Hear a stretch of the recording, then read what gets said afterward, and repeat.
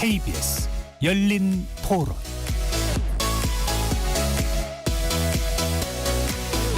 안녕하십니까. KBS 열린 토론 배종찬입니다. 오늘은 정치 바깥에서 국회를 바라보는 색다른 시선, 정치 토크 국회 외사당으로 여러분을 만납니다. 여야 모두 당권을 거머쥘 전당대회 레이스가 본격 시작됐습니다. 전당대회는 흔히 당원들의 축제라고도 불리는데요. 특히 윤석열 정부 3년차 여권의 총선 패배 이후 치러지는 국민의힘 전당대회가 친윤, 비윤 구도 속에 살벌할 만큼 뜨거운 경쟁이 벌어지고 있습니다. 반면 더불어민주당은 이재명 전 대표의 경쟁자가 나오지 않고 있는 가운데 이 전 대표의 연임을 찬반 투표로 할 것인가, 추대 선출을 할 것인가 여부도 관건이 되고 있습니다. 당권 경쟁을 지켜보는 국민의 시선도 흥미롭게 전개될 것으로 보이는데요. 오늘 국회 외사당에선 역대 전당대 역사를 통해 현재를 비춰보겠습니다. KBS 열린 토론 지금 출발합니다. 치열한 토론 속에서 더 나은 세상을 찾아갑니다. 올바른 세상을 만드는 첫걸음. 평일 저녁 7시 20분 KBS 열린 토론.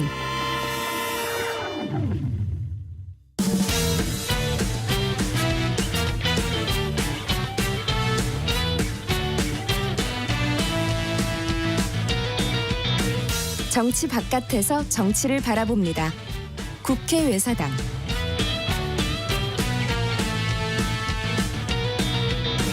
오늘 토론 함께할 분 소개합니다. 곽용희 한국경제신문 기자 나오셨습니다. 안녕하세요. 이동수 청년정치크루 대표 함께합니다. 안녕하십니까. 김도영 한국일보 기자 나오셨습니다. 안녕하세요. KBS 열린 토론 문자로 참여하실 분은 샵 9730으로 의견 남겨주실 수 있고요. 단문 50원, 장문은 100원의 정보 이용료가 없습니다. KBS 1라디오의 모든 프로그램은 유튜브에서도 함께할 수 있으니까요. 많이 들어와 주시고 구독 꾹 눌러주시고 좋아요도 많이 보내주시면 좋겠습니다. 자, 앞서 말씀드렸던 대로 국민의힘 전당대회가 치열하게 전개되고 있습니다. 세 분도 언론사에서 이동수 대표도 관심 있게 이걸 지켜보고 있는 거죠. 네. 네. 자, 먼저 세 분께 짧게 먼저 여쭤보고 구체적인 내용으로 들어가겠습니다. 국민의힘 전당대회 한동훈, 원희룡, 나경원, 윤상현 네 사람의 당대표 후보 4파전입니다. 자, 이번 당대표 선거를 가를 핵심 키워드 한 단어로 한번 이야기를 해주시고 본격적인 토론에 들어가겠습니다. 먼저 김동희 기자. 저는 윤석열로 하겠습니다. 예, 아무래도 이제 총선 참패 직후에 치러지는 전당대회고, 그 다음에 앞으로 3년을 어떻게 해 나가야 재집권을 할 수 있느냐 여부가 관계돼 있기 때문에 윤석열 대통령과의 관계 설정이 가장 중요한 화두로 떠오른 것 같고요. 그런 차원에서 이 당권 주자들도 저마다 얘기를 하고 있는데 그 부분이 가장 중요할 것 같습니다. 네, 윤석열 대통령과의 관계. 그래서 지금 친윤 후보, 비윤 후보 이런 또 분류까지 나옵니다. 반윤까지 있습니다. 반윤까지요. 곽용희 기자. 저는 이제 사실은 좀 우리 김동현 기자는 윤석열 대통령과의 관계를 말씀을 하셨잖아요. 저는 윤석열 대통령에 대한 신임 투표의 의미도 좀 있을 것 같습니다. 또 역시 윤석열 대통령이 등장하네요. 이동수 대표.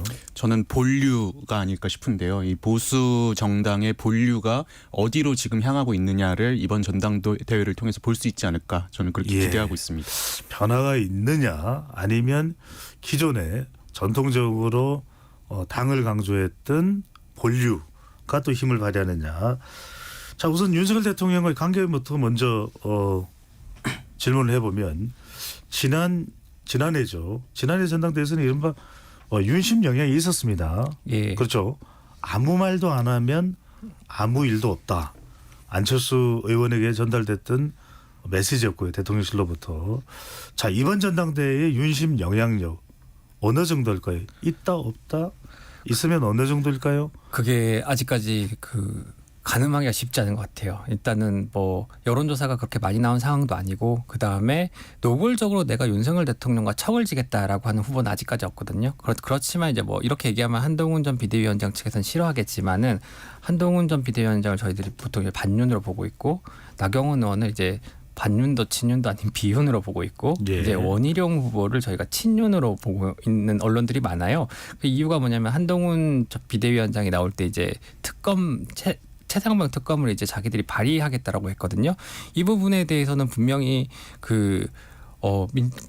국민의힘 내부에서는 특히나 친윤계 의원들 사이에서는 굉장히 경황된 분위기가 많았어요. 이제 이거는 뭐 대통령실도 이건 대통령과의 절윤 선언이라는 말 정도까지 뭐 그런 상황이기 때문에 총선 참패 직후에 이루어지는 전당대회고 또 3년이나 남은 그 윤석열 정부 임기이기 때문에 이걸 어떻게 해야 되나 그 권력의 본격적인 분화가 시작되는 지점이 아닌가 싶습니다. 예. 근데 저는 이제 이 부분에서는 약간 좀 의견이 다른 게 아까 제가 본류라는 표현을 드렸었잖아요. 근데 보면은 국민의힘이라는 정당 그리고 보수 정당이 대대로 그 산업화 시대부터 이어져 내려온 그 보수의 어떤 핵심 지지층을 대변하고 있었고 대표하고 있었는데 그 지지층들이 보면은 2000년대만 놓고 보더라도 뭐 이회창, 이명박, 박근혜 이렇게 내려오다가 탄핵 때 한번 그 맥이 끊겼었잖아요. 그래서 이제 워낙 이제 그 당시에 이 보수 정당 자체가 지지부진하고 이러니까는 외부에서 대선 후보를 데려온 그게 이제 문재인 정부 이 검찰총장 출신의 윤석열 대통령이었던 건데 근데 이분이 사실 보수 정당의 어떤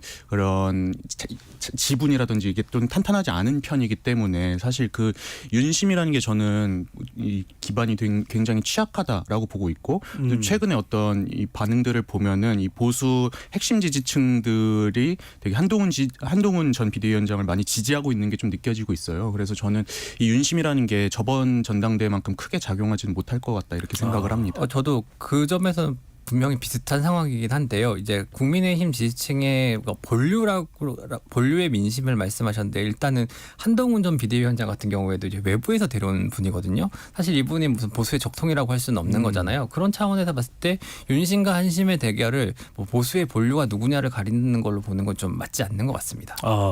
윤심과 한심의 대결일 수는 있지만 보수의 본류 여부를 본류가 누구냐를 가리는 경쟁은 아닐 것이다. 네. 전당대회는 아닐 것이다. 근데 저는 이제 뭐 두 분 다 사실은 뭐 전통적인 보수 정당 출신의 인물은 아니지만 이제 이게 보수의 핵심 지지층 그 본류의 마음이 어디로 향하는가는 이번 전당대회를 통해서 좀 볼 수 있지 않을까 생각을 합니다. 황영 기자는요. 윤심 역량. 저는 이번에는 어떻게 보면 조금 윤심이 어떤 식으로 작용을 하느냐보다는 윤심에 어떤 식으로 작용을 주느냐의 이제 접근으로 좀 가야 될 것 같은데 사실은 아까 우리 김동 기자도 이제 한동훈 전 위원장과 윤 대통령 사이가 좀 애매하다고 말씀 주셨지만 저는 이제 사실상 돌아섰다라고 좀 보여지거든요. 이제 왜냐하면 최상병 특검법에 대해서 원칙적 수용 입장을 밝히는 순간부터 약간 루비콘을 건넌 게 아닌가라는 생각이 루비콘 강을 건넌 거 아니냐. 맞습니다. 그렇기 때문에 사실은 이런 메시지 하에서 당심의 판단까지 받아보겠다고 승부수를 던졌다는 생각이 들어요.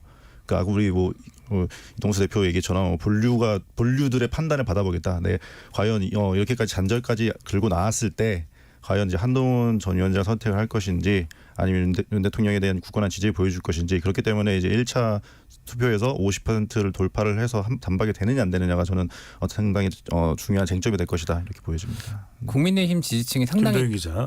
국민의힘 지지층이 상당히 재미있는 게 굉장히 새로운 분들을 좋아하세요. 예를 들면은 박근혜 전 대통령 굉장히 지지했던 그 보수 지지층도 이제 탄핵 때가 가면 지지율이 거의 한 자릿수로 떨어졌다가 돌아설 때는 확 돌아서거든요. 그 이후에 홍준표 대표 있었고 그다음에 황교안 전 국무총리 굉장히 많은 지지를 받았었어요. 그리고 나서 이제 총선에 참패하니까 그 지지율 거품처럼 사라졌거든요. 마찬가지로 한동훈 전 비상대책위원장도 총선에 참패했지만은 지지율이 유지가 되고 있는 거는 어느 정도 뭐랄까요? 그 윤석열 대통령의 책임이 총선에 더 크다라고 좀 보고 있는 것 같고 다만 한동훈 비대위원장에 대한 지지가 계속해서 이어질지는 또 향후 정치 일정을 좀 지켜봐야 될 것 같아요. 예.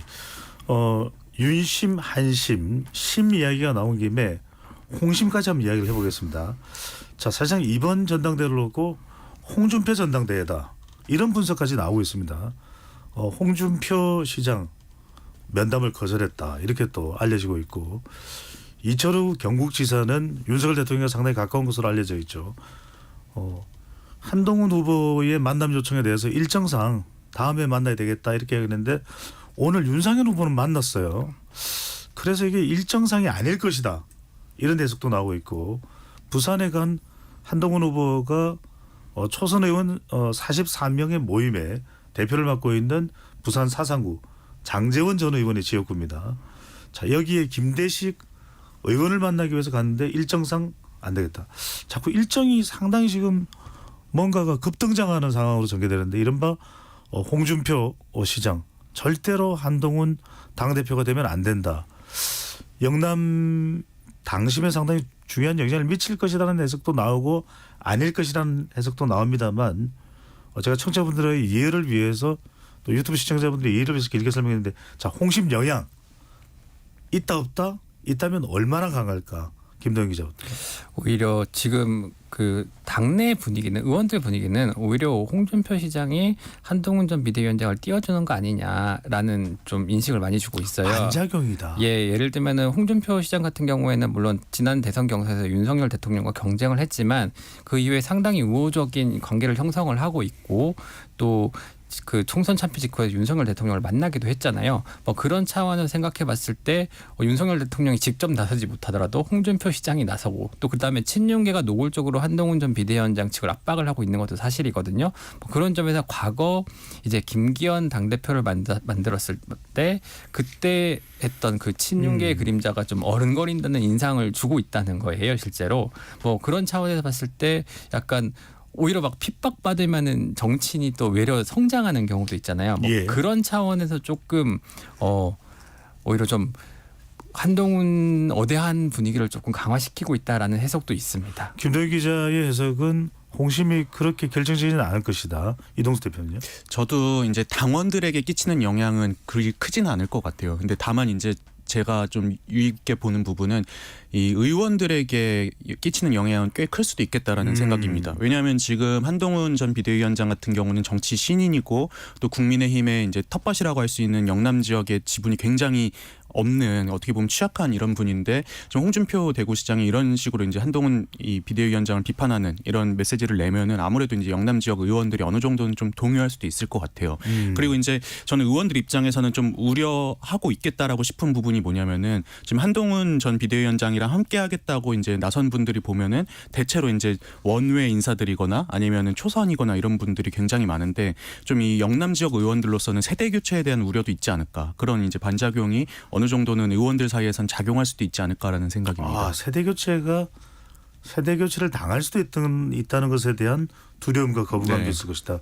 자, 강효 기자, 홍심 영향. 실제로 이제 저도 취재된 바에 따르면은 그냥 단순히 안 만나는 수준이 아니라 되게 적극적으로 방해 공작까지는 아니겠지만 방해를 좀 하는 상황으로 좀 취재가 됐는데 사실은 이제 한동훈 캠프에 이제 몇몇 대구 지역 의원들이 보좌관을 좀 보내서 이렇게 지원한다는 기사가 한번 떴었는데 그 홍준표 대구시장이 엄청 경로를 해서 뭐 단속을 한번 했다 뭐 이런 얘기도 있더라고요. 예를 들면 이제 그 실제로 이제 한동훈 전 위원장 캠프에서 지금 몇몇 대구 지역 쪽에 이제 보좌관들이 다시 이제 들어갔다 나온 상황으로 알고 있고 이번 기회에 이제 그 영남 쪽 의원들이 모여서 원혜룡 의원을 지지하는 어떤 세력을 규합하고 있다. 뭐 이런 그쪽 분들의 당체자분들의 얘기가 있었는데, 그러니까 이게 사실 조직적인 선거가 된다면은 그 홍준표 전 대구시장의 파워를 거의 이렇게 만만하게 봐서는 안 될 것 같다라는 생각이 듭니다. 분명히 영향력이 있을 것 같다. 그런데 이제 선거가 상당히 많이 남았거든요. 특히 총선 같은 경우에 4년이나 남아있고 그리고 당원들의 결집도가 예전만큼 못하다는 거예요. 또 하나 재밌는 점은 어쨌든 윤석열 대통령도 마찬가지고 한동훈 전 위원장도 마찬가지고 현재 선거에서 공천을 행사하는 사람들은 아니에요. 그래서 영남 의원들 같은 경우 이번에 최고위원 아무도 출마 안 했거든요.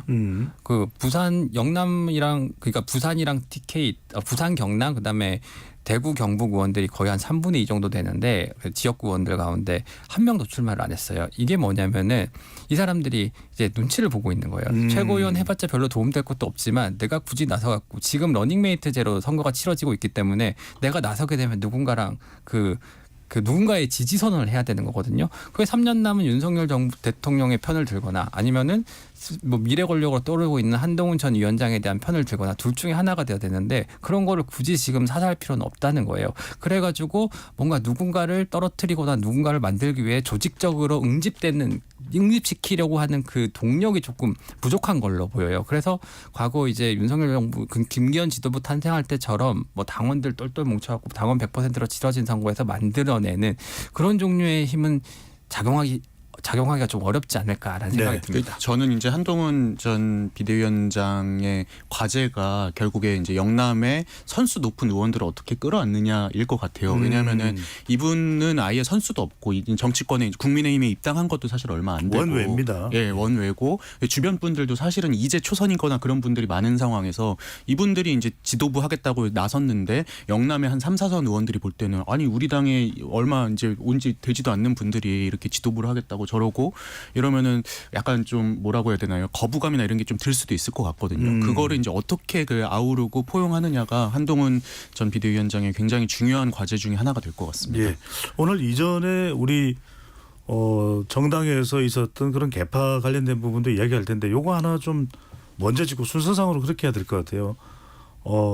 이번에 참 특이한 것 중에 하나는 러닝메이트 이야기가 나옵니다. 최고위원회 러닝메이트라는 것이 당대표와 함께 선거운동을 하면서 이제 당선을 노리는 거죠. 그래서 한동훈 후보가 가는 곳에서 항상 장동혁 후보, 최고위원 후보입니다.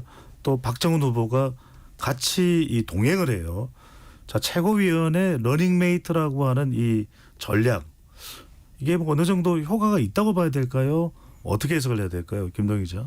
사실 효과가 있다고 볼 수밖에 없죠. 왜냐하면 최고위원 정도 리그로 내려가게 되면은 인지도가 상당히 부족한 게 사실입니다. 뭐 일반 국민한테 물어봤을 때 뭐 그 지역구에 살고 있지 않는 이상 지금 그 최고위원으로 나온 후보의 이름을 알고 있는 경우는 상당히 적을 것이고 거기다가 더해서 이 사람이 어떤 정견을 갖고 있는지 아는 것도 굉장히 힘들 거예요. 그런 상황에서 이제 한동훈 전 비대위원장과 같이 뭔가 정견을 확실하게 하고 나는 최상병 특검법에 대해서 원칙적으로 찬성이다라는 메시지를 내고 거기에 나는 함께 그 이 사람과 러닝메이트를 한다는 것만큼 정치적 메시지를 발신하는 데 좋은 효과적인 수단은 없을 것이고요. 마찬가지로 이제 원희룡 그 전 국토교통부 장관의 러닝메이트로 나온 뭐 인유한 의원이라든가 아니면은 뭐 박진호 경기 김포갑 당협위원장 같은 경우에도 네.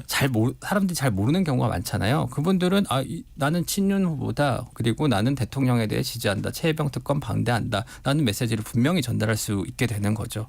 이 러닝메이트가 저는 국힘에서 유례 없이 많이 좀 화제가 되고 있는 것 같아요. 이번에 유독 조명을 받습니다. 네, 근데 저는 그 이유가 어떻게 보면 이준석 효과가 아닌가 생각이 드는 게 그 이준석 전 대표죠. 그 국민의힘 시절에는 이준석 전 국민의힘 대표 시절에 보면은 최고위원회에 사실 우호적이라고 할 수 있는 최고위원이 뭐 한 김용태 지금 현 의원 정도 말고는 사실은 이제 친윤 쪽 의원들이 많다 보니까는 이준석 대표 시절에 굉장히 그 최고위원회 회의 안에서도 위기를 많이 겪었고 실제로 당시에 이제 그 반 이준석이라고 해야 되나요? 그런 이제 최고위원분들이 이제 좀 이 지도부 차원에서 흔들고 위기를 만들고 이런 경우들이 되게 많았잖아요. 네. 그래서 이제 어떻게 보면 국민의힘의 정치적 기반이 약한 한동훈 전 비대위원장 같은 경우는 일단 최고위원회에도 내 사람들을 많이 데리고 가지 않으면은 이준석처럼 이제 좀 당할 수도 있겠다. 최고위원 몇 명이 4명까지인가요? 사퇴를 하면은 네. 지도부가 해체가 될 수도 있는 거죠. 그래서 이제 강제로 비대위를 만드는 것도 가능한 건데 그런 일을 막기 위해서라도 일단 내 사람들을 많이 같이 이제 데려가야겠다라고 판단한 게 아닌가 이렇게 생각이 됩니다. 허경 기자, 그런데 나경원 후보 같은 경우에는 러닝메이트를 상당히 비판하고 있고 또 실제로 러닝메이트가 개념이 아닌 지금 최고위원 후보들도 있는 거 아니겠어요?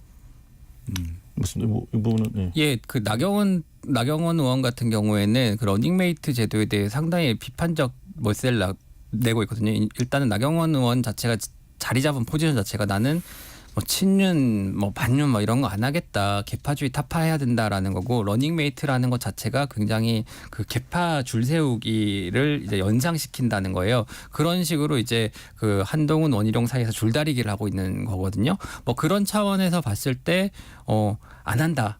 그리고 그걸로 통해서 나는 그 국민의힘의 고질적인 개파 문제를 타파하겠다는 정치적 메시지를 발신하고 있는 건데 또 그렇다고 해서 뭐 전혀 없다고 보기는 또 그런 게 예를 들면은 이번에 김재원 전 의원 같은 경우에 그 최고위원 후보에서 컷오프가 됐다가 오늘 재심에서 그 이의 신청이 받아들여져서 이제 출마 자격이 다시 부여받게 됐어요. 그래서 김재원 전 의원 같은 경우에 출마를 할 수 있게 되거든요.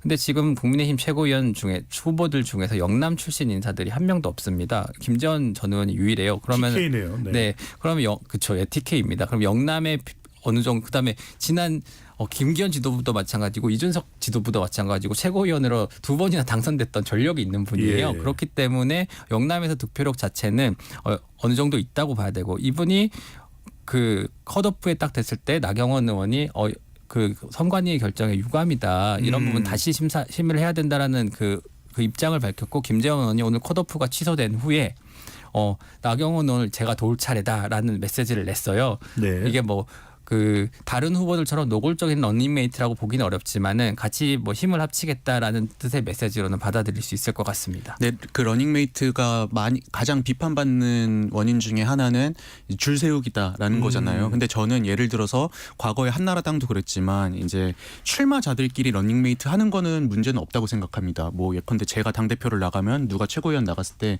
난 이 사람과 함께 하고 싶다. 요 정도는 괜찮다고 보는데 다만 이제 이 당원 당규상 현직 의원들, 출마하지 않는 현직 의원들이 참여는 할 수 없지만 보좌진을 뭐 파견 보낸다든지 이런 식으로 이제 줄 서는 건 있거든요. 네. 근데 저는 이런 식으로 이제 이 현역 의원들이 출마도 하지 않으면서 출마자에게 줄 서는 모습들을 보여주면은 우리가 밴드웨건 효과라고 하잖아요. 이 전당대회는 사실 의원들만 선발하는 게 아니라 당원들도 투표를 하는데 새몰이가 되면은 저기가 이제 대생가보다라는 어떤 인식을 줄 수 있고 그러면서 이제 투표에 어떤 왜곡을 줄 수 있다고 생각을 합니다. 그래서 저는 뭐 출마자들 간의 러닝메이트 정도는 괜찮지만 이제 비출마자들은 그런 부분을 좀 유의해야 된다라고 보고 있습니다. 저는 사실 그 지점에서는 약간 좀 이견이 있는 게 박영희 기자입니다. 네, 사실 원전 장관이나 한동훈 전 의원 같은 경우에는 이번에 총선 때 뭐 예를 이제 희생을 했잖아요. 당을 위해서. 내부 의원이 아니잖아요. 그분은. 근데 그런 분들에게서 어떻게 보면 약간 그 어떤 날개를 좀 잘라버리는 규정이 아닌가. 그래서 오늘 뭐 권선동 의원도 이거 뭐 지키긴 지켜야 된다. 뭐 나중에 개정을 하더라도 지키긴 지켜야 된다 이런 식으로 말씀하셨지만 필요하다면 좀 개정을 통해서 그분들에게도 어떤 그 뭐라고 하나요? 그 가지고 있는 어떤 핸디캡을 좀 극복할 수 있는 방안을 마련을 해주지 않았다면 이 규정 자체는 좀 구시대적인 규정이 아닌가라는 생각도 좀 들긴 네. 합니다. 국민의힘 당원의 후보자가 아닌 국회의원의 선거운동을 금지한다는 규정이 있기는 하지만 뭐 이번 전당대회에 그렇게 엄격하게 적용되지는 또 않는 것으로 보입니다. 이전 이야기를 좀 해볼까요, 김동 기자? 우리가 개파하면은 또 당내 세력 간에 갈등하면 생각나는 게 친 이재명, 친 박근혜, 친이 친박이었죠. 어떻게 생겨났고 그 당시에 갈등이라면 어떤 갈등이라고 봐야 될까요? 그 친 이재명이라고 했는데 친 이명박 이명박 죄송합니다. 본심이 이렇게 나오시는. 본심은 아니고요. 요즘 하도 이재명 전 대표의 이름 이야기를 많이 해도 네. 다시 말씀드립니다.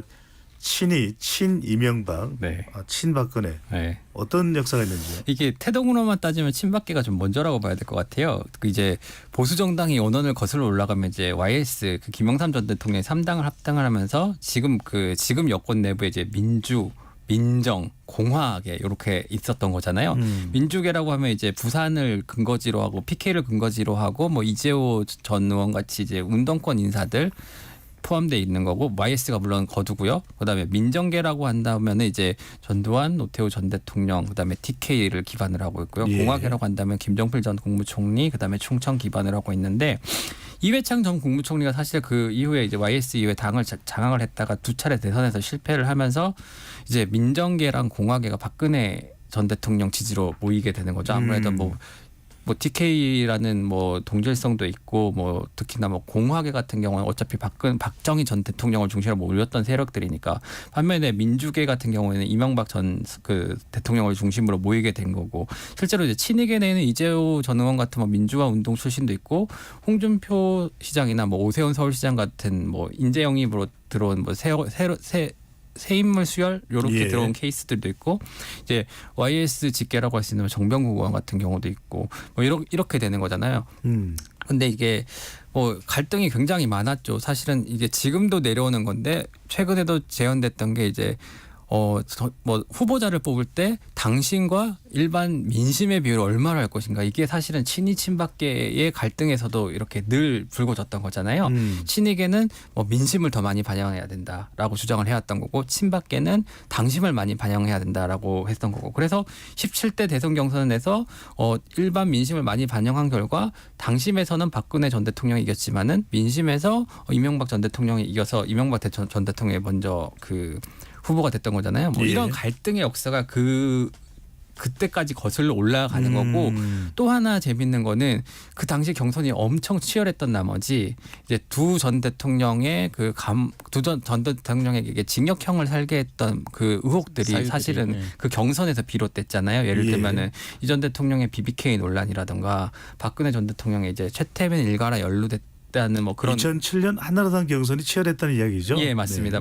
그래서 그런 갈등들이 엄청나게 치열했던 거죠. 예. 근데 저는 그 이제 과거 한나라당에서 벌어졌던 친이계 친박계 갈등이 단순히 이제 이명박과 박근혜라는 인물 중심의 어떤 경쟁이라고 생각하지 않고 이 보수 정당의 어떤 세대 교체, 시대 교체 이거를 좀 상징적으로 드러내고 있다고 봅니다. 그러니까 이제 박근혜 대통령은 사실 어떻게 보면은 박정희 전 대통령의 표를 갖고 있는 거잖아요. 과거부터 내려져온 어떤 안보를 중시하고 또 이제 북한과의 어떤 대북 관계에서의 이제 강한 뭐 대응이라든지 이런 걸 중시하는 안보 보수와 그리고 이제 그 기업인 출신의 성공한 서울시장 출신의 이명박 대통령 같은 경우는 이 시장 보수, 시장 자유시장 경제를 옹호하는 이 시장 보수를 되게 대표한다고 볼 수 있는데 이 안보 보수 대 시장 보수의 대결이었다고 보고 2007년은 아무래도 시대적 상황이 참여정부 말에 이제 부동산값 상승이라든지 양극화라든지 이런 경제 문제가 너무 문제가 돼서 이제 여론에서 이제 아무래도 이명박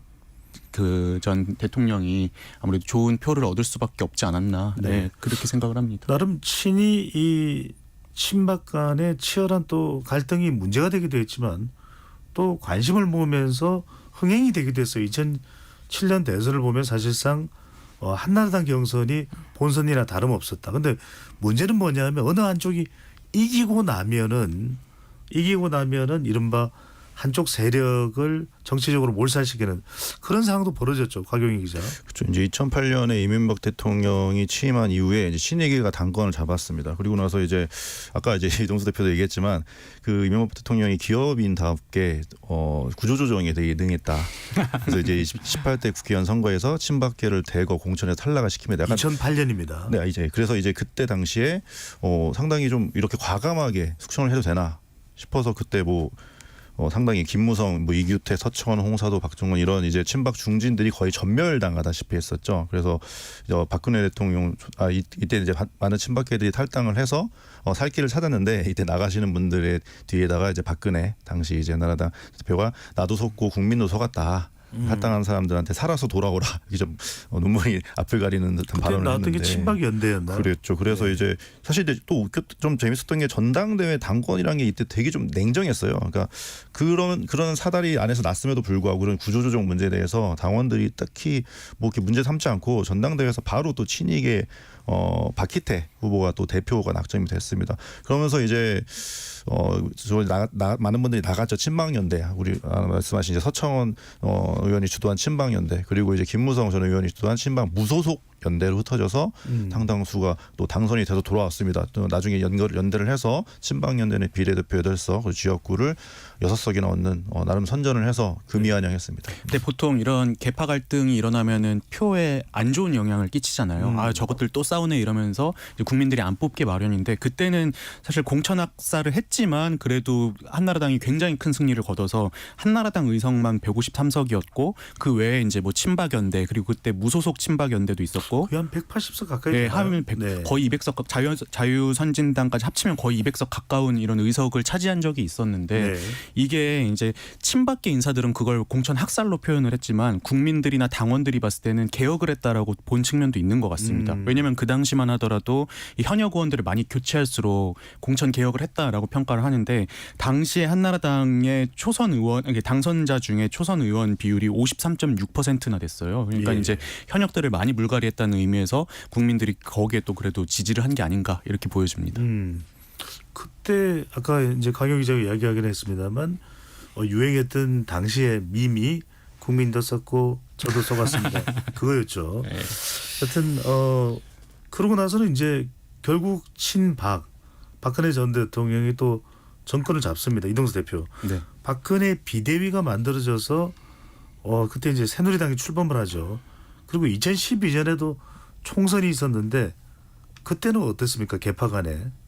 그때는 사실상 이제 개파 갈등이라고 보긴 좀 어려운 것 같습니다. 왜냐하면 이미 2011년 말에 박근혜 비대위가 들어오면서부터 사실상 이제 이명박 대통령의 레임덕은 시작이 됐고 또 이제 이 한나라당에서 새누리당으로 교체되는 과정에서 사실상 박근혜 당시 이제 비대위원장의 어떤 측근들이라든지 인물들이 많이 합류를 했잖아요. 그게 이제 저는 뭐 개파 갈등이라고 보긴 어려운 것 같고요. 그리고 그 시절을 지금 생각해 보면은 이 박근혜 전 대통령 그 당시 이제 비대위원장 같은 경우에 선명하게 이 이명박 정부의 어떤 실정이나 이런 것들을 비판하고 또 그거에 걸맞는 인물을 등용함으로써 이제 여당 내 야당 역할을 했다 뭐 이런 표현을 많이 들었잖아요. 그래서 이제 보통 정권 말에는 이 정권 교체 여론을 그 차기 후보가 받을 수밖에 없는데 이 당시에 박근혜 비대위원장 같은 경우는 이명박 정부와 확실하게 선을 그음으로써 이 정권 교체 여론을 좀 비껴갈 수 있었던 측면도 있는 것 같습니다. 네. 자, 여하튼간에 어떤 정치 세력 간의 충돌은 반드시 결과는 나옵니다.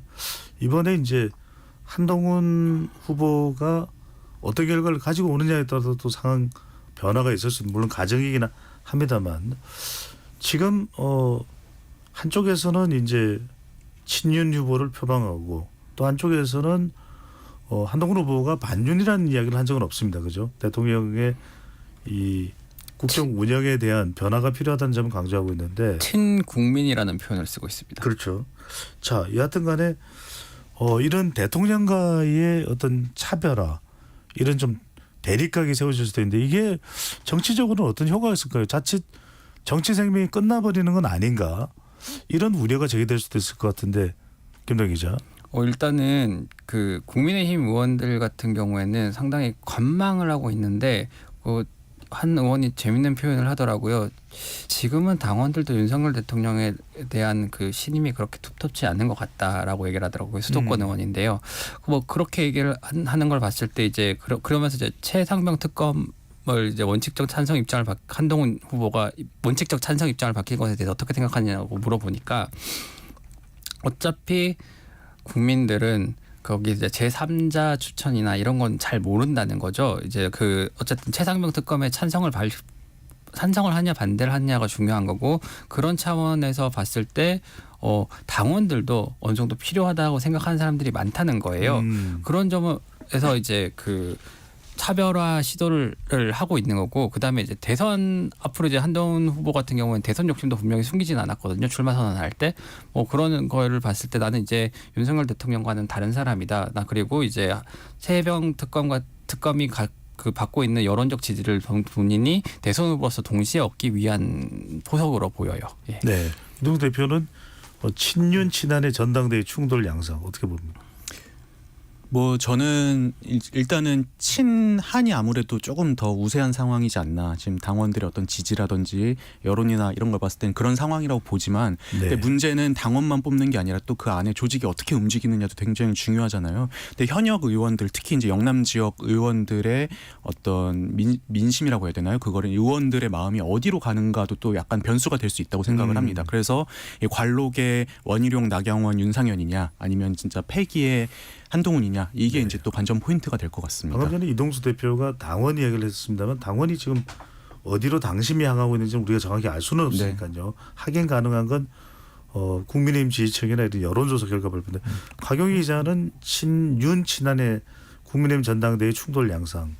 저는 사실은 최근에 이제 한동훈 위원장이 라디오 방송에 나와서도 국힘의 정책 방향에는 문제가 없다라는 취지로 발언을 했습니다. 이게 물론 자당을 옹호하는 발언이기도 하지만 그 얘기는 다른 무언가가 문제라는 거거든요. 아까도 제가 말씀드렸지만 루비콘강을 이제 건넜다고 저는 보여지고 이제 승부수를 던진 거죠. 만약에 아까 말씀드린 것처럼 단박에 이제 50%를 넘어서 1차에서 당권을 잡는다면 저는 지금도 이제 그 당권 구도를 두고서 뭐 아까 김 기자도 말했지만 나경원 의원은 뭐 비윤이다. 이렇게 표현을 해주셨는데 비윤이라는 말은 그 뭐 일각에서는 나경원 의원과 원희룡 의원이 이제 어떻게 보면 같은 결합을 할 수 있고 연대를 할 수 있다라고 하지만 상황이 만약에 정말 상황이 어떻게 돌아갈지 모르는 거거든요. 흐름이 이상하다면 나경원 의원도 분명히 다른 판단을 할 수 있는 거고 오히려 킹메이커의 역할을 하려고 할 수 있는 거고 저는 현재 상황에서는 변수가 너무 많다 이렇게 말씀을 좀 드리고 싶습니다.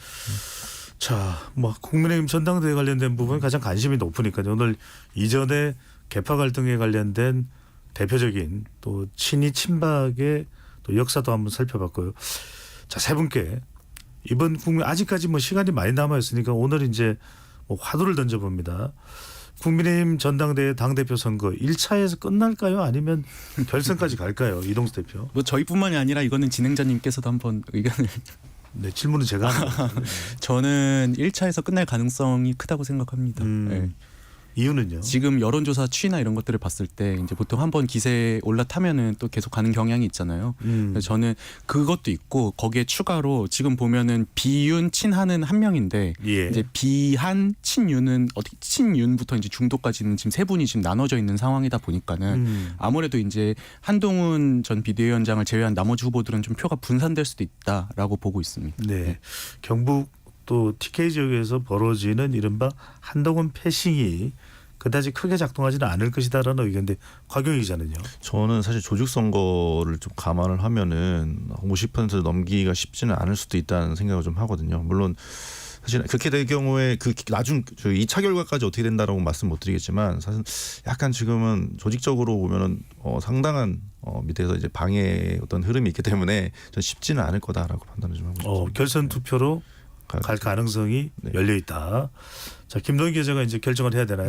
그때 저는 이걸 밝히면 제가 취재를 못하기 때문에 근데 다만 이제 저는 네. 사파전에서 한 사람이 네. 과반을 넘기는 건 굉장히 좀 힘들 것 같아요. 특히나 그 한동훈 후보나 원희룡 후보 같은 경우에는 중간에 사퇴 가능성을 시사했거든요. 왜냐하면은 국민의힘 당원 당규상 대선에 출마하려면 1년 6개월 전에 사퇴해야 돼요. 그렇죠. 그 말인즉슨 지방선거에서 공천권을 행사를 못한다는 거예요. 그러면 이 부분에 대해서 확실한 거는 나경원 후보, 윤상현 후보 두 사람이에요. 그럼 나경원 후보, 윤상현 후보는 분명 이 사람들이 임기를 유지하겠다고 명확하게 해주면은 지방선거 공천을 행사할 수 있는 사람들이고, 물론 지방선거는 소속 의원들이 하지만 그럼에도 불구하고 이제 지역에서 다니면서 지역의 풀뿌리로 흩어져 있는 시도 의원들이나 아니면은 또 출마를 원하는 그런 조직에 대해서 뭐 공천을 어느 정도 이제 영향을 행사해 줄 수 있다라는 뭐 미끼라고 해야 될까요? 뭐 그런 정도의 반대급부를 제공할 수 있는 사람들이거든요. 뭐 그런 차원에서 봤을 때 그리고 또 정무적으로 봐서도 뭐 지금 한동훈 전 비대위원장이 처음에 출마했을 때보다 기세를 계속 타고 있기는 좀 보기 어렵거든요. 네. 그리고 그 특검법 발언 자체가 어떻게 영향을 미칠지도 확실하게 드러나지 않는데 본인은 이제 의원회관 인사를 다니면서 내가 얘기한 거는 그런 취지가 아니다. 뭐 윤석열 대통령을 뭐 반대하는 그런 입장이 아니다라는 걸 계속해서 설명하고 다닌다고 해요. 그런 점을 봤을 때 아직까지는 좀 지켜봐야 되지 않을까 싶습니다. 네. 이동수 대표 혹시 곽용희 기자, 김동희 기자하고는 의견이 달라요. 반론이 있습니까? 반론은 없습니다. 알겠습니다. 자, 국민의힘 전당대회 아직 많은 시간이 남아 있으니까요. 시시각각 어떻게 전개되는지 또 국회 외사당 또 등 다른 요일 코너에서 더 자세하게 짚어보겠습니다. 자, 로고 듣고 2부로 이어가겠습니다.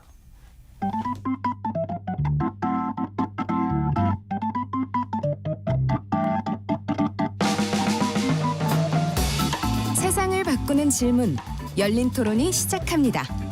KBS 열린 토론은 언제나 열려 있습니다. 단문 50원, 장문 100원의 유료 문자 샵 9730 그리고 KBS 어플리케이션 콩으로 여러분의 의견을 남겨주세요. KBS 열린 토론 2부 이어가겠습니다. 정치 바깥의 시선으로 국회를 바라보는 국회 외사당으로 진행합니다. 자, 국민의힘 당대표 또 최고위원 전당대회 그리고 민주당의 전당대회 또 정치 현안 관련해서 짚어보겠습니다.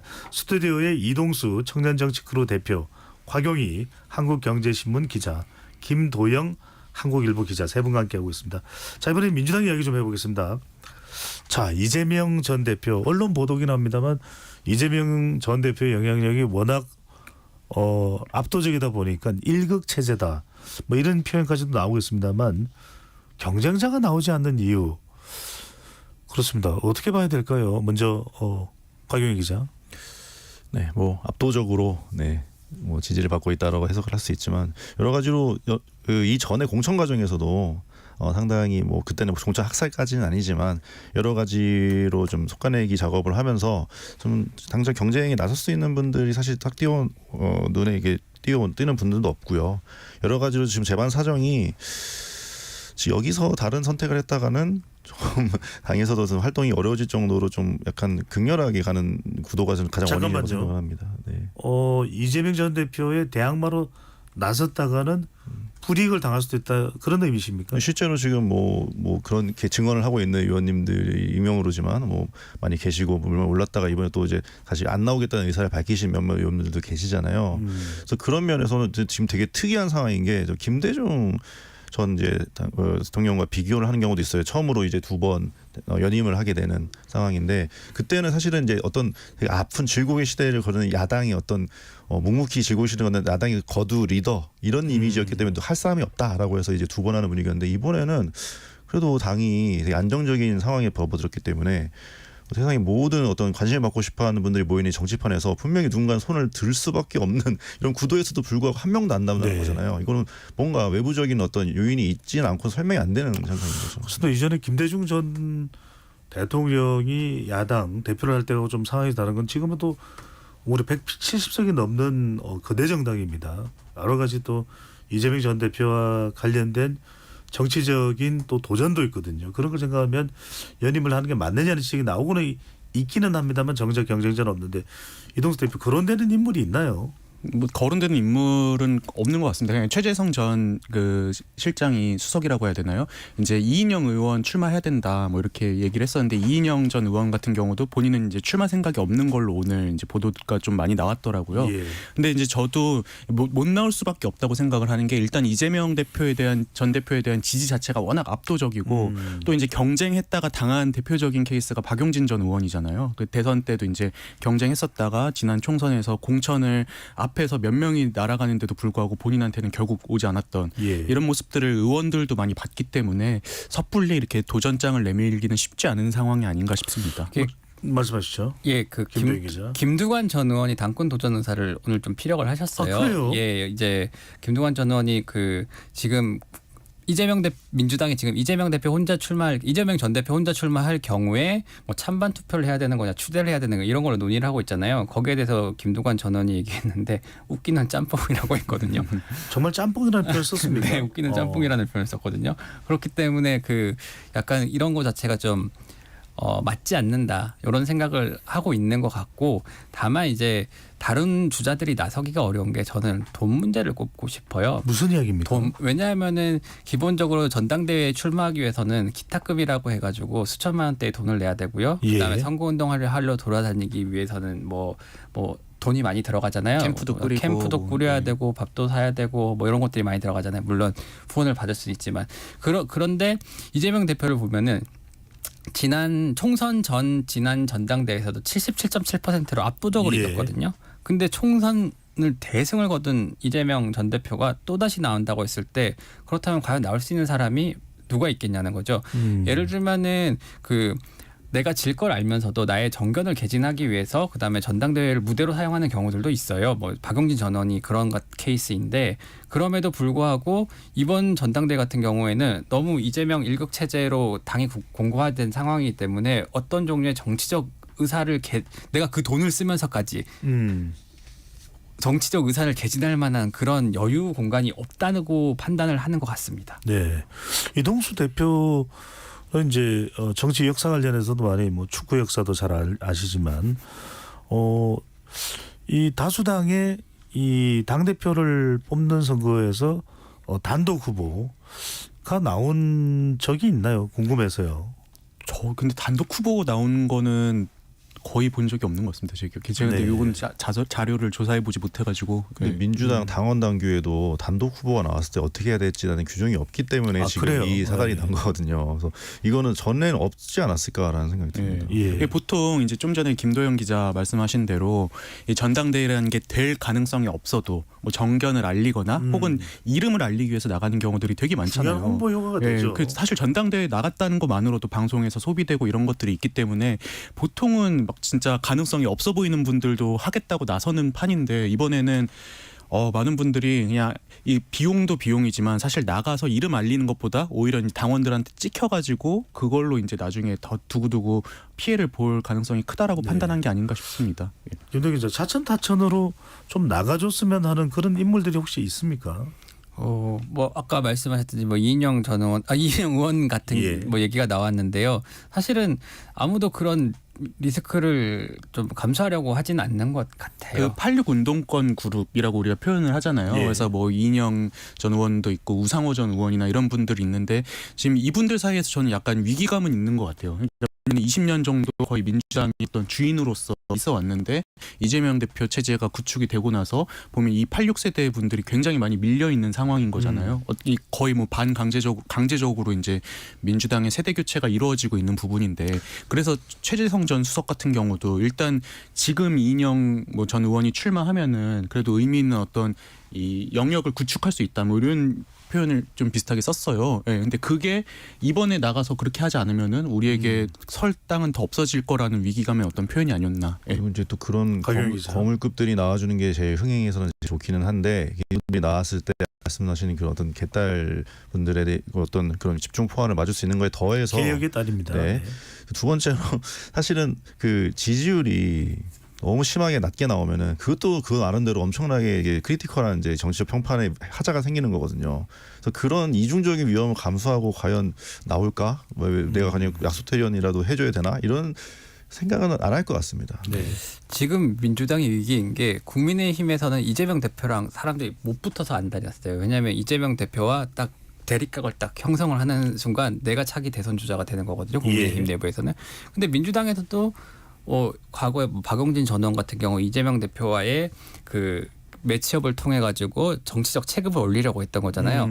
근데 지금은 그런 시도를 할 경우에 정말로 그 당내 지지층에 의해서 약간 뭐 수박이라고 얘기하죠. 민주당에 속해 있으면서도 민주당을 지지하지 않는 사람을 칭하는 멸칭인데 뭐 그런 식의 약간 모욕적인 발언까지 들어가면서까지 견뎌야 되는 상황이 됐으니까 정치인으로서 쉬운 선택은 아닐 거라는 생각이 되게 듭니다. 이제 간단하게 표현을 하자면은 과거에는 전당대에 나가서 많은 돈을 쓰면은 그만큼 예. 뭐 명성이든 인지도든 챙길 수 있었는데 이번에는 그 돈을 써도 그냥 당원들에게 찍히기만 할 뿐이다 보니까는 이제 또 이 의원들이나 이런 정치인들 입장에선 출마하기에 좀 망설여지는 것 같습니다.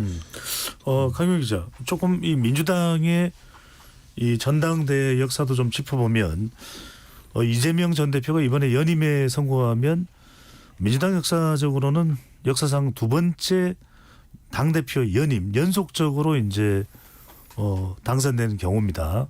두 번째로는 첫 번째는 김대중 전 대통령인가요? 그렇죠. 24년 만에 처음이라고 하는데 저는 이렇게 직접적으로 아까도 말씀드렸듯이 직접적으로 비교를 하기에는 상황이 되게 많이 다르다. 그러니까 김대중 대통령 때는 사실은 이제 제야에서 계속 야당을 하면서 누가 해? 아이고 저 우리 당과 하나 된 리더가 해야지.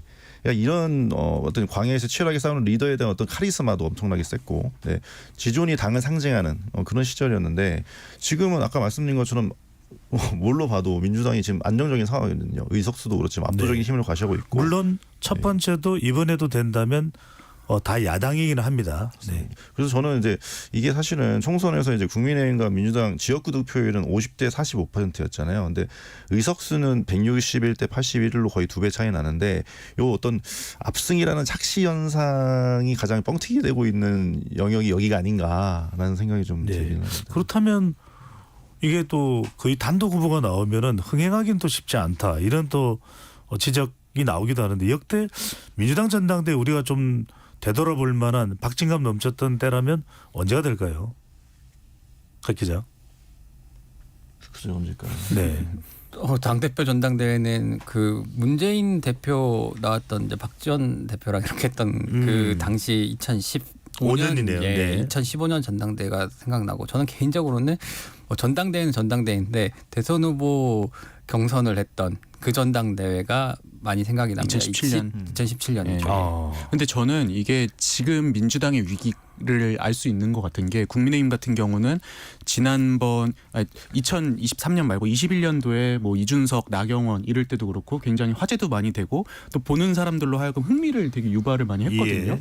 근데 민주당 같은 경우는 거의 보면은 문재인 대표 뭐 대통령 시절에는 거의 다 친문, 그냥 친문 일극 체제, 그리고 이제 이후에 또 이재명 대표 체제 들어서서는 또 이재명 일극 체제, 이런 식으로 근 한 10년 정도는 계속 그냥 당의 거의 절대적인 어떤 대주주가 그냥 영향력을 행사하고 일방적으로 이 선거가 끝나버리는 이런 게 좀 반복되고 있는 것 같아요. 근데 김동현 기자. 그게 이제 좀 지켜보니까 당 내부적으로 승리 공식을 한 것 같아요. 이제 한 사람으로 뭉쳐가지고 똘똘 뭉쳤을 때 우리가 승리할 수 있다라고 생각을 하는 것 같아요. 실제로도 문재인 대표 시절에 이제 안철수 전 의원이 국민의당 만들면서 당시 이제 호남계 의원들을 이렇게 데리고 나갔잖아요. 그 이후에 이제 민주당의 승승장구가 시작됐거든요. 사실 그 이후로는 당내에서 큰 잡음은 없었어요. 물론 비문도 있고 비명도 있지만 구심점이 없다 보니까 뭐 이렇다고 뭐 지금 뭐 유승민 전 의원이 윤석열 대통령에게 하는 것처럼 그렇게 강한 톤으로 대통령을 비판하는 경우도 없었고 네. 뭐 그런 것들을 체득한 게 아닌가라는 생각이 그 들어요. 대표적인 게 뭐 예를 들어서 지금 보면은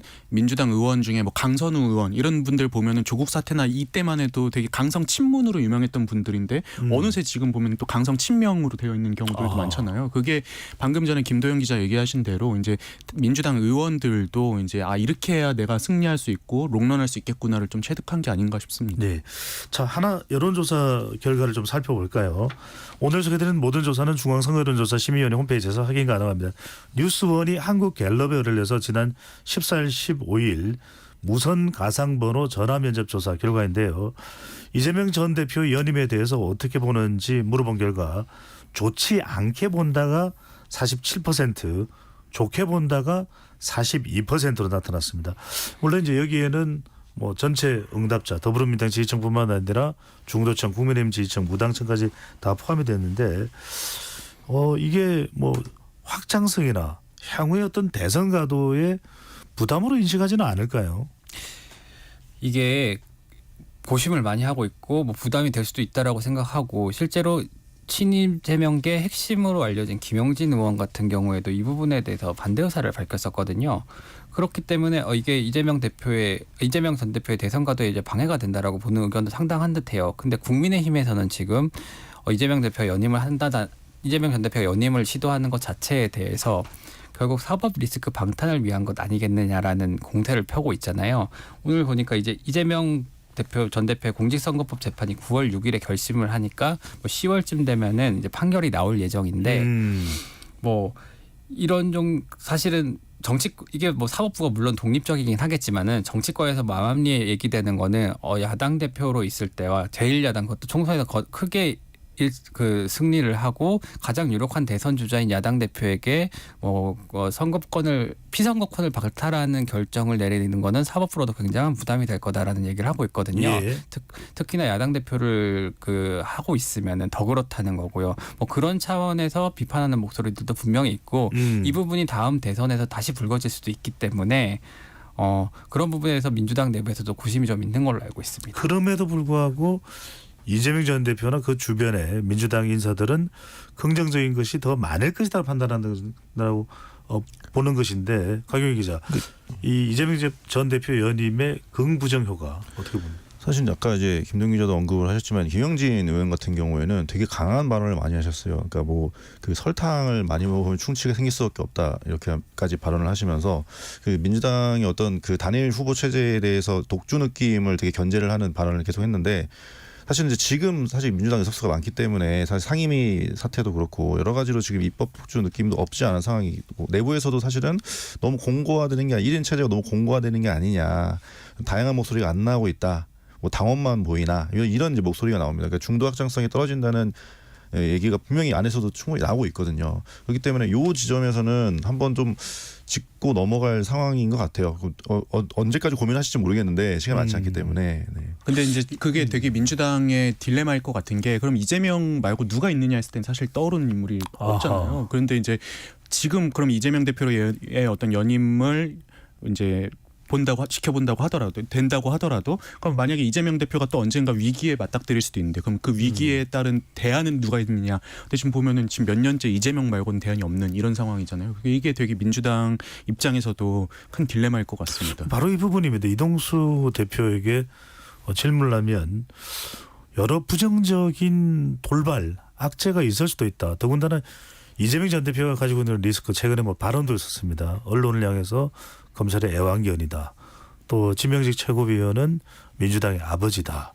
여기에 대해서 뭐 좋아하는 강성재 희생도 있겠지만은 중도 외연 확장에 상당히 부담이 될 텐데 그럼에도 불구하고 가던 길을 계속 가는 그런 모습으로 보이는데 이유가 있을까요? 저는 이게 시점의 문제도 있는 것 같습니다. 예, 보통 이제 중도 외연 확장 이런 게 필요한 건 선거 앞두고잖아요. 근데 지금 보면 선거가 다음 지방선거까지 뭐 재보궐 같은 걸 빼면은 지방선거까지 2년, 대통령 선거 3년 뭐 이렇게 남은 상황인 건데 지금 그 민주당 의원이나 지도부 입장에서는 사실 뭐 중도 외연 확장 이런 거를 눈치 볼 이유가 없죠. 왜냐면은 당원들의 힘이 또 굉장히 절대적이고 또 선거는 한참 남아 있다 보니까는 일단은 좀 당원들의 요구에 부합하는 방향으로 가자고 판단한 게 아닌가 싶습니다.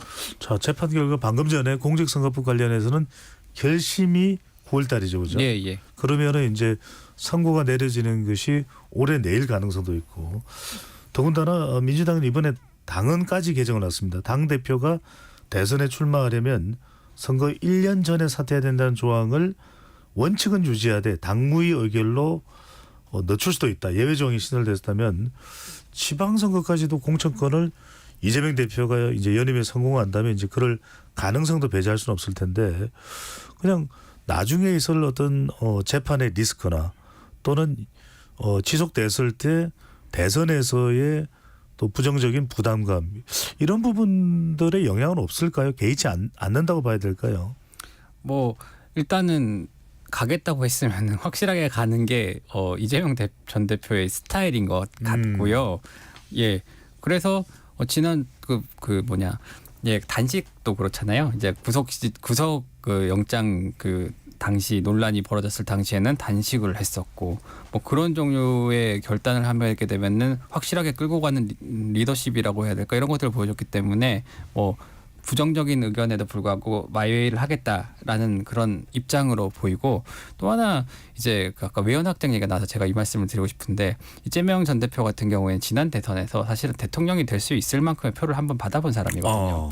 물론 윤석열 대통령보다 표가 적어서 0.73%포인트 차이였습니다. 그게 다른 대선이었으면은 분명히 이게 뭐 대통령이 될 만큼의 부족한 표는 아니거든요. 문재인 전 대통령보다 오히려 많이 받았으니까. 근데 3년 뒤 대선의 경우에는 이제 윤석열 대통령 지지율 그 말기이고 그다음에 지금처럼 간다면 여당에 대한 실망감이 상당할 거기 때문에 본인이 이대로 가도 그 대통령이 될 수 있다라는 어떤 뭐 그런 확신을 조금 가지고 있을 수도 있다고 저는 판단이 됩니다. 네. 그리고 그때는 사실 이재명 대표 입장에서는 후보 시절에 이재명 후보 입장에서는 좀 이렇게 운신의 폭이 좀 좁았다고 해야 되나요? 왜냐하면은 문재인 정부의 어떤 차기 주자인데 문재인 대통령이 정권 교체 여론도 높았지만 또 지지층도 많아가지고 지지율도 좀 탄탄한 편이었거든요. 그냥 보통 전직 대통령, 그 현직 대통령과 아예 차별화를 하든가 아니면 아예 붙어서 가든가 둘 중 하나를 해야 이제 좀 선거가 명확해지고 유리해지기 마련인데 문재인 대통령은 지지율은 정권 교체 여론은 높은데 또 지지율도 높다 보니까는 이재명 대표 입장에서는 본인이 이제 문재인 대통령과 선긋기도 애매하고 그렇다고 해서 또 같이 가기도 애매한 좀 그것 때문에 본인이 좀 행보가 좀 폭이 좁았던 것 같아요. 근데 네. 이제 지금 같은 경우는 사실상 거칠 게 없다 보니까는 그냥 내 모습 다 보여주겠다. 약간 이렇게 판단한 측면도 있는 것 같습니다. 네. 지금 민주당의 정계대권의 양상을 본다면 다른 쪽으로 방향선에는 가능해 보이지 않는다라는 게 대체적인 세 분의 지적인데 이걸 조금 토론을 해봐야 될 것 같아요. 자, 국민의힘 전당대회 이제 바로 직후에 8월 정도로 예정되어 있는 거죠. 확정은 안 됐죠 아직. 예. 그런데 이제 뭐 당 대표는 이재명 대표라면 최고위원도 상당히 중요할 겁니다. 어떻게 보면 최고위원의 역할이 당 대표를 도우는 역할도 되지만 또 견제하는 역할도 될 수 있을 텐데 지금 양상은 어떻게 우리가 봐야 될까요, 가경희 기자? 그러니까 지금 사실은 최고위원의 이제 비명계가 한 명이라도 들어가냐도 이제 좀 관건이 될 것 같아요.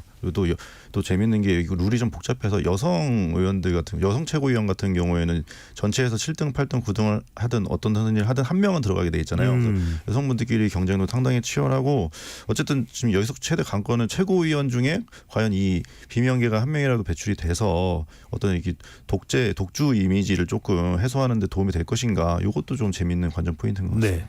독주로 이해를 독주입니다. 하겠습니다. 네.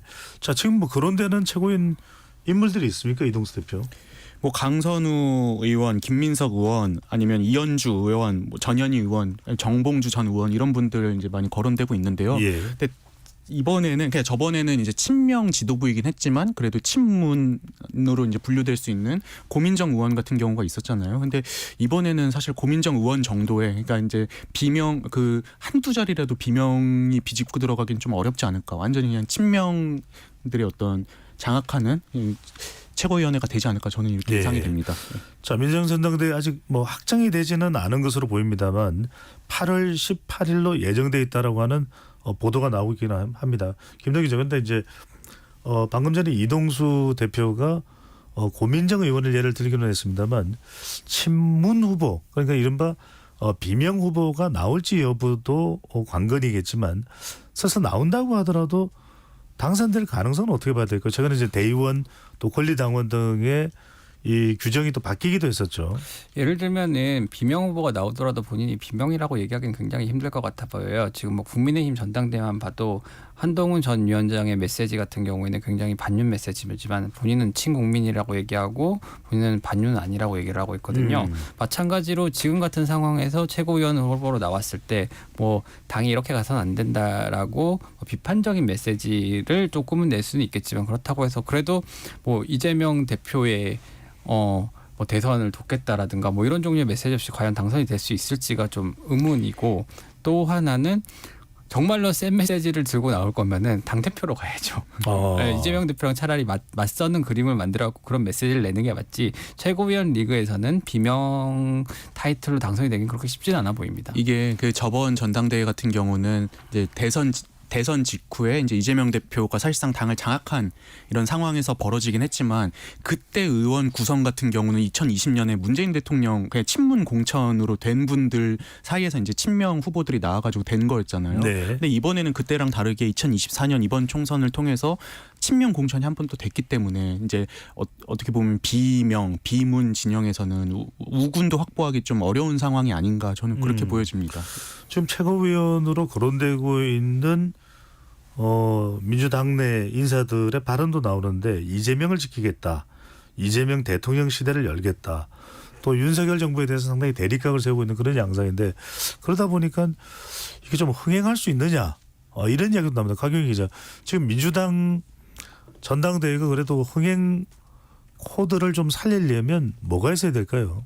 일단 저는 그 어떤 방식으로 할지부터 좀 결정을 해야 될 것 같은데 사실은 이제 아무래도 규정이 없다 보니까 여러 가지 설이 나오고 있잖아요. 그럼 뭐 결국은 이제 추대 방식으로 가자 이런 사람도 있고 아니면 2년에 한 번 하는 행사인데 어떻게 그렇게 하냐. 그래도 뭐 어차피 최고위원 선거도 해야 되니까 찬반이라도 묻자라는 의견이 있는데 그래서 이제 찬반을 하게 될 때는 조금 뭐 흥행은 되겠죠. 근데 여기서 좀 문제가 뭐 큰 문제는 아니겠지만 반대표가 생각보다 좀 나온다. 작년이랑 비교했을 때 어떤 부정적인 결과가 나온다고 했을 때는 또 쓸데없는 어떤 이미지 타격을 불가피한 거잖아요. 그런 리스크를 감안할 것인지 아니면 그냥 지금까지 우리 그 이재명 대표가 그냥 쭉 하던 대로 그냥 확실하게 그냥 추대 형식으로 가실지 요거는 좀 지켜봐야 될 것 같습니다. 네. 자, 형식도 중요할 수 있다.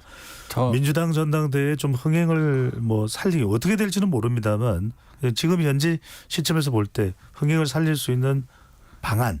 제가 봤을 때 민주당이 흥행을 하지를 않을 것 같아요. 왜냐하면 흥행을 한다는 거는 이제 관심을 받는 거고 관심을 받는다는 거는 뭐 다양한 사람들이 나와서 다양한 의견을 내고 싸움을 한다는 거거든요. 사실은 네. 정치권에서는. 근데 지금 민주당에서는 이재명 대표가 연임을 하느냐 마느냐. 사실 연임을 한다는 거에 대해서 부정적인 의견이 더 많잖아요. 아까도 말씀하셨듯이. 그러면 그거를 살리는 게 좋을까? 아니면 그냥 조용히 우리끼리 하고 그대로 유지하는 게 좋을까라고 했을 때 민주당의 선택은 저는 후자일 거라고 보거든요.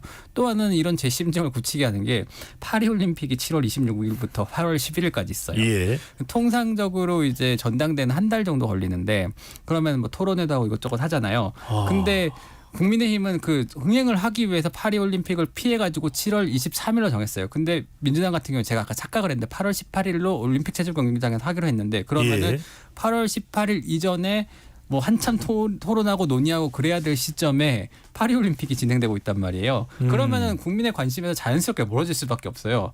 전당대 장소는 올림픽 체조 경기장이긴 합니다만 네. 근데 저는 전당대회가 꼭 흥행할 필요가 있나 그렇게 저도 생각이 같은 생각이에요. 드는 게 왜냐면은 예를 들어서 2021년 같은 경우에 국민의힘이랑 더불어민주당이 다 전당대회를 치렀거든요. 근데 그때는 전당대회를 흥행시켜서 그 기세를 몰아서 2022년 대선 승리로 가야 됐으니까 흥행이 되게 중요했는데 지금 같은 경우는 선거 한참 남은 상황에서 흥행해봤자 뭐하나. 그래서 저는 차라리 이제 어차피 흥행하기 어려운 전당대회라면은 이게 다 국민 혈세 투입되는 거잖아요. 예. 그냥 조촐하게 치르는 것도 괜찮다고 생각합니다. 네. 흥행하지 마라 이런 조언도 나오는 세상이 돼버렸군요. 자, 여하튼 집권 여당의 전당대회 또 먼저 치러지기 때문에 상당히 또 관심을 보고 있습니다. 곧 이어 또 개최되는 민주당의 전당대회에 대한 관심도 상당히 많아질 테고요. 근데 자, 세 분께 끝으로 한 1분 정도씩 발언을 해 주시죠. 참 전당대회가 아무리 정당의 잔치긴 하지만 다 국회의원들의 이 급여는 국민들의 세금이고 정작 국민들의 민생은 치열하게 이 다투는 모습은 잘 안 보여주고 경쟁하는 모습은 안 보이고 친한이냐 친윤이냐 또는 친명이냐 비명이냐 저 어떻게 해야 될까요? 각 정당이요. 박용희 기자. 일단 이재명 대표 같은 경우에는 사실 두 번째 임기를 시작을 하면은 지금까지의 정치적 행보와는 좀 다르게 좀 더 이제 큰 그림을 보는 메시지를 좀 던져야 된다는 생각이 들거든요. 단순히 이제 야권의 수장을 넘어서 좀 더 차기 지도자의 면모를 보여주는 메시지를 던지지 않으면은 사실 안 되는 상황이 왔다. 그렇기 때문에 본인도 말씀하셨잖아요. 뭐 개인적 입지보다 전체를 생각해서 결정을 해야 된다. 어떤 당면한 거대 위기 앞에서 어떤 길을 가야 될지 고민하겠다. 예. 이런 메시지를 좀 명확하게 국민들한테 던져줬으면 좋겠습니다. 알겠습니다. 이동수 대표. 그 지난 대선 때 이재명 대표 슬로건이 이재명은 합니다였잖아요. 그런데 그 합니다가 뭘 하겠다는 건지 한번 명확하게 보여줬으면 좋겠다. 저는 이렇게 생각을 합니다. 그래서 그게 꼭 정치적으로 뭐 윤석열 대통령과 맞서겠다 이런 것보다는 네. 이제 지금 한국 사회가 처한 어떤 구조적인 문제들을 좀 바꾸기 위해서 노력하겠다라는 좀 메시지나 비전을 보여줬으면 좋겠습니다. 정확하게 좀 국민들에게 각인될 수 있는 메시지가 필요하다. 김도현 기자는요? 그 대선이 아직 3년 넘게 남았거든요.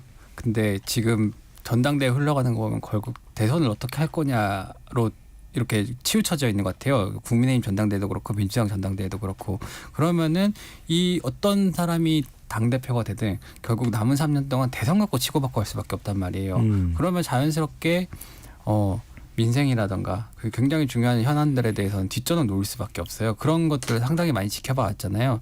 그런 차원에서 뭐 안 되겠지만 좀 민생을 위한 건설적인 논의가 필요하다라는 생각이 듭니다. 아니 그 좀 신박한 방법이 있을까요? 어떻게 민생 이야기 안 하면 벌점을 준다든지. 아니, 대선 주자들이 사실은 지금 같은 시기에 당 대표가 돼서 당권을 장악하겠다고 나오는 이런 생각들 조금 자제할 필요가 있지 않나 그런 근데 생각이 좀 드는 저는 거죠. 또 이제 어떻게 보면 네. 사실상 이제 대선 라인업이 짜지는 거잖아요. 이번 예. 전당대회 이후에 그러면 또 마무리를 그렇게 해주시죠. 싸우지 않을까 싶습니다. 알겠습니다. 예.